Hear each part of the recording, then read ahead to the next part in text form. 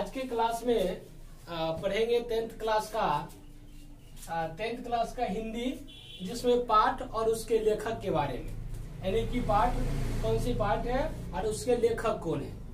तो पूरे गद्य खंड में देखा जाए तो लगभग 12 एक्सरसाइज 12 चैप्टर है गद्य खंड में। उसको बारी बारी देखेंगे वो क्या है और उसके लेखक कौन है। तो सबसे पहला चैप्टर है कि श्रम विभाजन और जाति प्रथा। क्या है? श्रम विभाजन और जाति प्रथा। इसके लेखक हो गए डॉक्टर भीमराव अंबेडकर, जिसने संविधान के निर्माता कहे जाते हैं। यानी कि भीमराव अंबेडकर जी ने जाति पर विशेष रूप से बल देकर संविधान का निर्माण किए। यानी कि नीचे जाति का भी जो लोग थे उनको भी उठाने काम किए।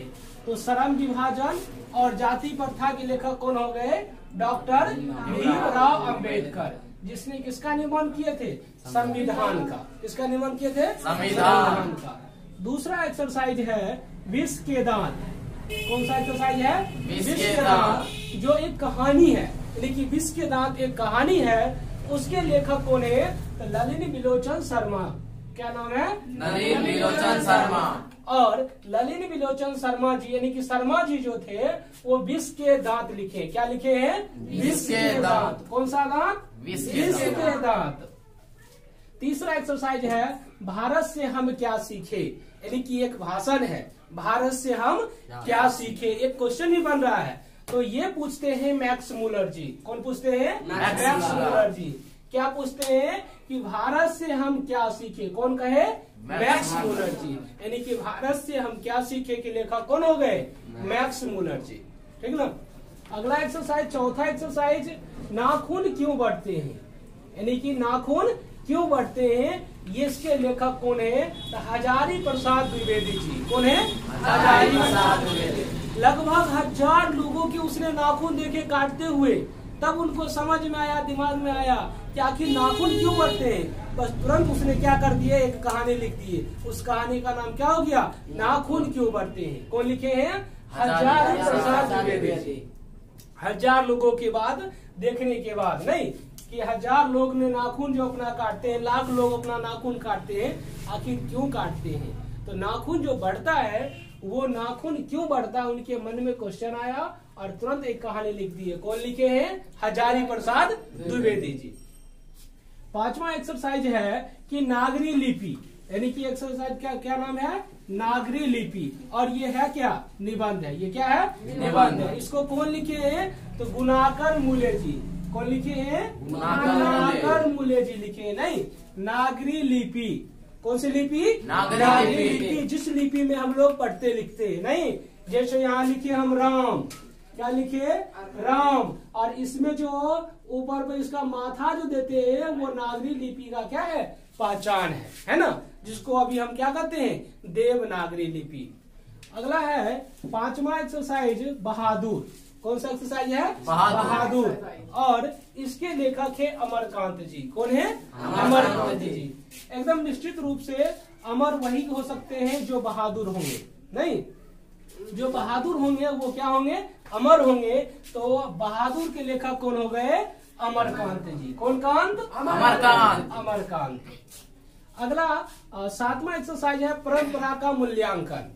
क्या नाम है? परंपरा का मूल्यांकन, जो एक निबंध है। क्या है? निबंध है। इसको लिखे हैं राम विलास शर्मा जी। कौन लिखे हैं? राम विलास शर्मा जी। 2 शर्मा आए। एक शर्मा क्या लिखे थे? ये दांत वाला, नहीं, विष के दांत। और दूसरा शर्मा जी क्या लिखे हैं? वो लिखे हैं परंपरा का मूल्यांकन। यानी कि परंपरा का जो वैल्यू है उसके बारे में बता रहे हैं। 8वां एक्सरसाइज है जित जित में निरखत हूँ। यानी कि जित जित में निरखत हूँ, एक साक्षात्कार है, वो लिखे हैं बिरजू महाराज। कौन लिखे हैं? बिरजू महाराज। कौन महाराज? बिरजू महाराज। क्या लिखे? जित जित में निरखत हूँ। क्या लिखे? जित जित में निरखत हूँ। और 9वां एक्सरसाइज है आविन्यो। क्या है? आविन्यो, जो एक ललित रचना है और इसको लिखे हैं वाजपेयी जी। कौन वाजपेयी? अशोक वाजपेयी जी। कौन वाजपेयी जी? अशोक वाजपेयी जी लिखे हैं। और 10वां एक्सरसाइज है मछली, जो कि बहुत ही अच्छा कहानी है। मछली, नहीं, कहानी ये बहुत अच्छा लगा होगा पढ़ने के बाद। तो ये मछली कहानी जो है वो लिखे हैं विनोद कुमार शुक्ल जी। कौन लिखे हैं? विनोद कुमार शुक्ल। तो ये शुक्ला जी को ये मछली बहुत पसंद है। किनको? शुक्ला जी को। पूरा नाम क्या है? विनोद कुमार शुक्ल। इनको क्या पसंद है? मछली। बस इसने एक कहानी लिख दिया। कहानी का क्या नाम हो गया? मछली। और 11वां एक्सरसाइज है नौबत खाने में इबादत। अगला एक्सरसाइज क्या है? नौबत खाने में इबादत। ये है व्यक्ति चित्र। ये किसी व्यक्ति के बारे विशेष के बारे में चर्चा किया गया है और इसके लेखक है यतीन्द्र मिश्र जी। कौन? यतीन्द्र मिश्र जी।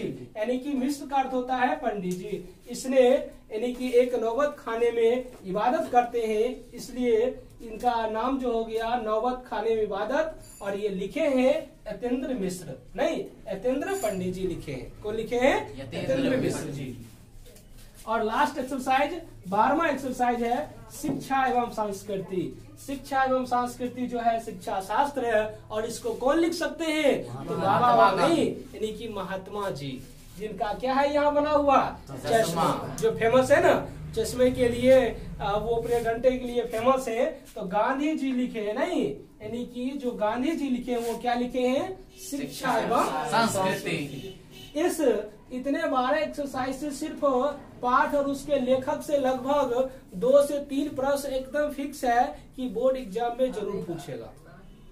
एकदम फिक्स है कि पूछेगा ही पूछेगा। तो इसे एक बार जरूर पढ़ के याद कर लेना है, क्योंकि इससे क्वेश्चन जरूर निश्चित रूप से आएगा बोर्ड में। बस आज का क्लास इतना ही। धन्यवाद।